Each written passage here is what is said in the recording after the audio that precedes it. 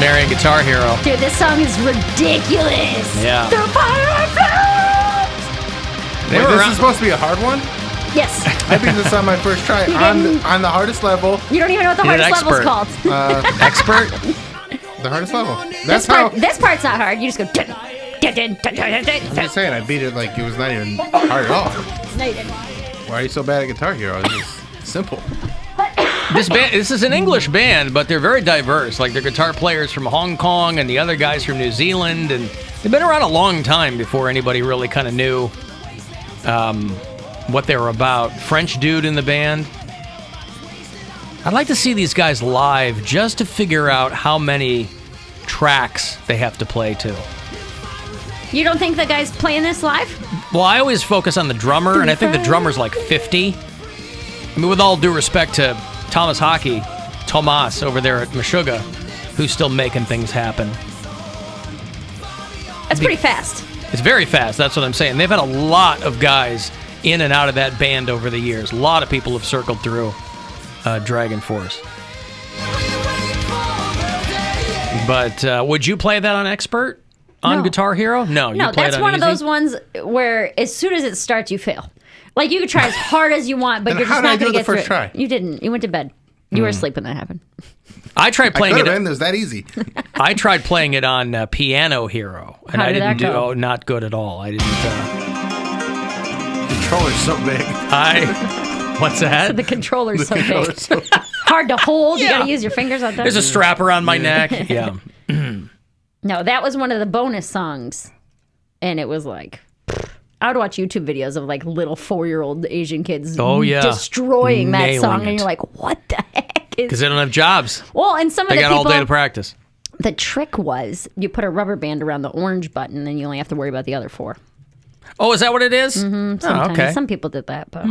But not you. Not me. Nope. Not me, nope. Cavaliers are off tonight. They beat somebody last night. Ooh, the Clippers. Beat the Clippers last night in overtime. And so they'll head to Philly. No, I'm sorry. I'm all over the place. They're here at home for a while. Philly is coming to town. 76ers tomorrow night at the Romo Fijo. All this month, by the way, if you want to get any appropriate gear at CLE Clothing Company, as it is the Ides of March, you have a couple of weeks left to use the promo code SPRING. It is spring, right? Is it spring? Spring. I think spring, yeah. For 20% off at CLE Clothing Company. If you do it online, you go into one of their stores. Just whatever you've got in your arms while you're waiting in line, by the way. My thought is always to give the person behind the counter ample time to process your sale. So while you are in line, let's say there is one, you're 2 or 3 people back still. Don't wait until you get up to the counter to give them that promo code. Yell it repeatedly while you're in line. Just look like a psycho. Spring! Spring! Spring! It's spring! What? Sir, could you back up, please? Spring! Psst. Yep. Spring. I'm sprung for spring. Oh, yeah, T-Pain. Is that a T-Pain song? I'm sprung for spring? No. She get me. I think it's about a stripper. In love with a stripper? Same guy. Same guy? Different song. The On a Boat guy? No. Wasn't that T-Pain? I'm on a boat? With the Lonely Island. Wasn't that T-Pain in the Lonely Island? I'm on a boat? Was that... No, Akon did. I just had sex. Who was the guy on a boat with? T-Pain and I'm on a boat? I thought the joke was that he was so heavily auto-tuned. It was Lonely Island and T-Pain, I thought. I'm on a boat. I didn't know. Yeah, you're right. On a boat. Yeah, Mary. My bad. I am right. My bad. A nadoy. Enough. All right? Enough. Nadoy. Hey, if you listen to the show on iHeartRadio, tell me where you do it around North America and beyond. If you're one of our bureau chiefs, I got a tweet from Nancy, who is a temporary bureau chief in Waikiki, Hawaii. She's getting a little R&R there, and so still listening to the show. Alex is a bureau chief in San Francisco. Chad listens in Erie, Pennsylvania. Alex and Sarah are new in Gardiner, Maine. Adam is in Lexington, Kentucky, and Kim is one of our bureau chiefs in Sacramento, California. So thanks. We got sucked. Speaking of Sacramento, we started watching a show on Netflix called Worst Roommate Ever. My boyfriend watches that show every night. We watched the first episode, and it was this woman who was running like a halfway house, and it turned out that she's like a long-time criminal or something. But it was in Sacramento, and the coda for this particular episode I thought was a real bummer because they found all of these bodies of homeless people in her backyard, but because the house had a historical designation, they couldn't tear it down like they normally would every other house. They tore down Ariel Castro's house. They razed the Anthony Sowell house, all those, right? Just as a couple of fun local examples. But because it had a historical designation, they're like, can't tear it down. It's crazy. Rent it to somebody else. Big murder house with, I assume that maybe the city would have to pay to have that fixed if it has the historical designation. I don't even and know. not the people who buy it or, I thought you weren't allowed to do anything to historical houses. Well, like, you'd have to, there's or... blood under the carpets. I mean, you're not going to leave. Oh, I don't know. It gets beautiful sun. What is all this? What's the gooey stuff? It's blood, but we can't. History. It's Yeah, right. That's history. Yeah, that's more recent history, and we can't do anything. What, do you want us to rewrite history, ma'am? How are people supposed to learn history if you're always cleaning up? If you're in here with the lie and the bleach and the blah, blah, blah. What's the oldest house you guys have been in? The oldest house I've been in? I mean, I've been in castles in Ireland. Okay, that's pretty old. Yeah. My apartment was pretty old. I've been in some caves, and those are the Built in first the houses. 20s. So The Caves of Altamira. I was in the catacombs in Paris. That's a cave. It's not a house, though, to his Well, point. some people live there. Those skeletons live there. Yeah, all the skulls and bones live there. Yeah. I don't know. I find old history like that. Just the fact that this. I think that's redundant. Yeah, you're right. You find it what, fascinating? See, that's Well, what that's like the Tudor stuff. That's the fun of Europe is like that's where the real history is. Yes. You're like in a place It's that old is stuff, 1,000 years old, Yeah. and like people have died there. People here have. it's like in 1997. We can only go back so far here. Like, yeah, you're like, there's so much history in there. Like, I always wonder, like, when I walk through the Stan Hewitt mansion, I always wonder what their life was like. I know I have pictures of their life, like, throughout the mansion, but I'm just like, who needs a freaking house like this? And I just wonder, like, or did they ever have, like, a mistress come through and give it to you good and then sneak out the back door? Like, So you like it? You like it for the potential of secret passages, well, the Stan Hewitt does have a secret passage. right? But that's why you like it. That's what attracts your interest. Yes, That's why you should go to Europe. Yes, I want to. Yeah. I really want to when I get some monies. Now, be careful. I was reading about a woman overseas, a black woman who was on Tinder, and she matched with an Italian guy who said he would F the black out of her. Ooh, and he meant it too. Yeah. He meant it Oh, too. God, Italian men are something else. Yeah, they are. And so she was kind of making a point of saying, that's kind of gross. And be careful. Yeah, I remember in college, the rap on Italian men is that it takes very, very little for them to get all horned up and try to spit their game at you, especially if you're like an American student.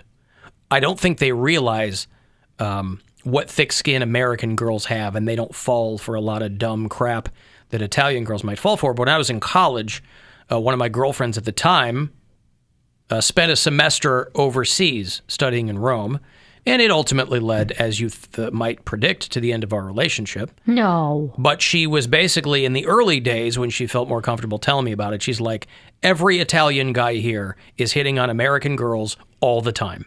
And these are not attractive men, but they're used to like, hey, you want to be my girlfriend? Like if you look at them sideways, if you give them more than a second's worth of a glance, they think you want to steal off behind a dumpster or something and get it on. So I was trying to do a bit for a while, and it never worked, about how I feel like outside of America, I don't know what this confidence is that men have.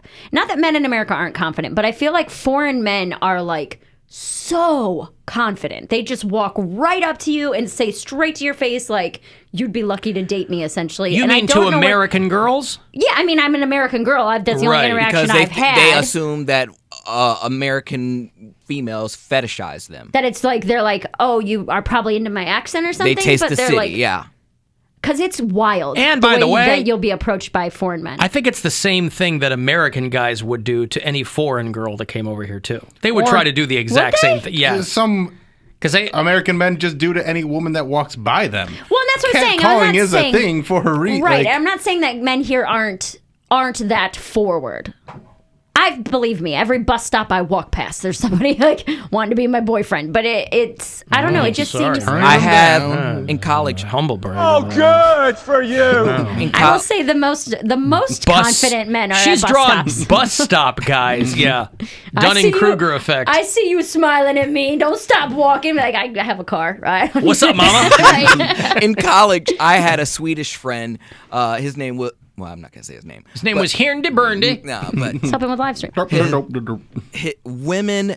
I have never seen women in such a froth towards this dude. Like it just every guy hated him on campus because there was no work involved. There was no saying. Okay. There was no saying hi. They're a novelty. There was no saying hi. There was no. All he had to do was be in your like visual. All he had to do was walk past you, and women were like, oh my. But he was. God. Was he hot? He wasn't super actually hot? a good-looking guy. Yes, he was a good-looking guy, anyways. But yeah. but Well, like that helps. I mean, That helps a lot. yeah, he he's looked like, hey, IKEA meatballs. Hey. but like they were already like, I'm gonna give him some stuff before he even spoke, and then they heard his accent, and they're like, I'll leave my boyfriend. Wait, for I a don't Swedish accent? care. Yeah. Usually that's one Yeah. where they Burned, look burned, great, burned. and then you hear their accent, and that's not like a French accent or an Italian accent where it's gonna bring it home. Swedish accent's the one that's like, why'd you start talking? No, The the Swedish girls lost their mind. The Swedish accent, though, in reality, is not the one that we make fun of. It's not a bad accent. I don't know It's- that I could. It's just more of a lilt than anything else. But, I'll send you a picture, Let's Mary. hear some Swedish accents, some real ones. Flinga, hornga, blinga. See? No, it's that's pretty silly. no like who are some Swedish actors? Oh God, who's the big one? He's a Swedish actor, but he got this Alexander Sarsgaard. Those guys are Swedish. Yeah. Oh God, who am I trying to think of? That's like Joel Kinnaman. You know who Joel Kinnaman is? Well, I haven't. He's Swedish, but he usually just does an American accent. But if you hear him speak in like interviews at home, Well, we need someone that's got a stronger accent than him. oh, you mean like the Swedish chef? that Like would be great too. Hirnleberg. Yeah. Well, that's what I mean, though. The actual Swedish accent is not really that, I don't think. I mean, Flingablern, would you like to go to the Mirvas? Be my girlfriend. Right. I don't think it's that. Yeah. Come over here and sit in my furs. Let's have a drink. What's the big drink over there? What's the Swedish drink? Oh God. Alpine Springs water? No, it's Brannavan. That sounds like a name. It means burn wine, yeah. It's like Swedish vodka. But they're like, come over and have some burn. Let me cook you a fish. Work. Yeah, probably. Aquavit. Maybe Aquavit's what I'm thinking of. How do you feel about berries being in all of my salads? You're so stupid. Yeah, I know. Thanks. Well, guess who else has waded into the Kim Kardashian scandal? You know, it's not enough. She had a lot of goodwill toward her in this whole Kanye Pete Davidson thing that she proceeded to squander a few days ago, where she basically made fun of her entire fan base by saying, women need to get off their asses and work.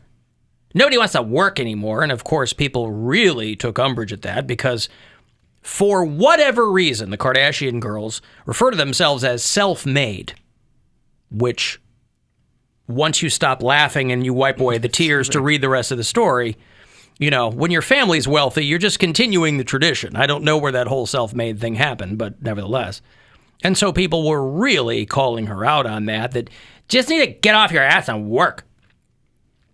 Paul Stanley of Kiss said that her business advice was an insult to millions of women. Now, I'm not sure who asked Paul Stanley about this, but again, Kim was riding high, boy, on public opinion. She really shot herself in the foot with this. And Paul Stanley is someone that can weigh in on this because he works so many different jobs. Here's This is Paul a guy Stanley being an outspoken feminist. Right. But this is a guy who, as Bill alludes to, he came from humble beginnings. He worked so many jobs. He is truly self-made. He worked humble jobs even after he was famous. Yes. Here's Paul Stanley driving an RTA bus. Yes. Okay, that's cool. Next stop, Tower City. You got a lot of nice shops in there. You can even get you some Chinese food at the food court. I'm Paul Stanley driving a bus. That was Paul Stanley driving an RTA bus. So, if anybody's going to weigh in on that, yeah, I have no problem with Paul Stanley doing it. Of course, she's probably, they're being profiled because they left the E! Network, and of course, a grateful nation thought that their nightmare was over, but it's just being rebooted. The new show is The Kardashians, and it premieres on Hulu on April the 14th.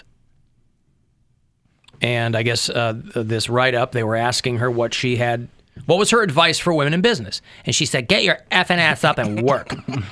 Seems like nobody wants to work these days. You have to surround yourself with people who want to work. That is true. You have to surround yourself with people who want to work. But when it's coming from somebody... 3 out of 4 ain't bad. Courtney was over there co-signing like, yep, you are so It's right. hard. I mean, listen, the point of it is it's the messenger, not the message. I guess Paul Stanley, nobody asked him. I guess he shared an article on Twitter. Okay, to be this person, are we sure? Okay, I don't know. How much work does she put in? Each of them have their own clothing line and makeup line and this and that. Pretty much, yes. You know what I Yes. mean? So they all do own their own businesses. Just because they had the money to start them But already. the point being, that's fine. The point is that you are not self-made. It's like when Trump said, look, I'm self-made. I got a small $1 million loan from my father. That's not self-made. Right. That is born on third.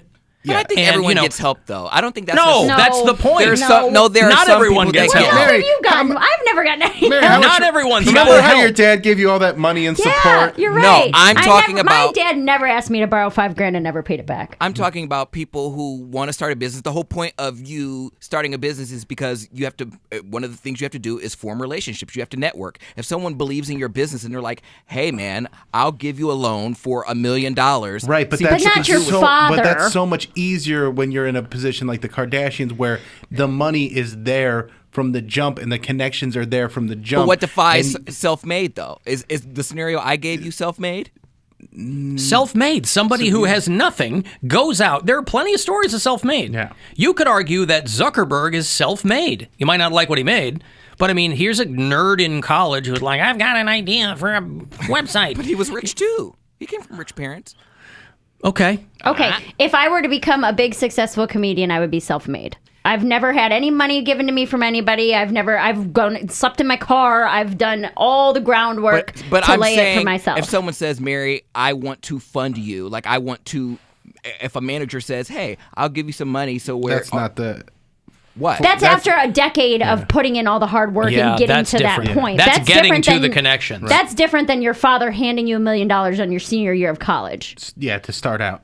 Here's a little something to get you going. Right. Okay.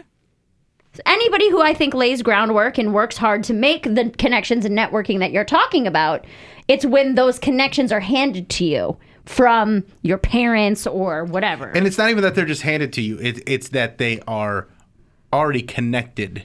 Like it's to a point where, we've all tried to help people out before, and you leave it up to them to actually do it. But they go, talk to this person. They have the money. They have there's the amount of work that they had to do is, it's we can't really understand it because it's not how we do work, because we don't have the connections and the money that they have.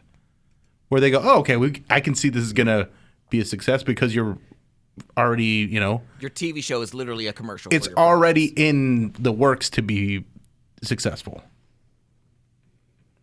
Okay.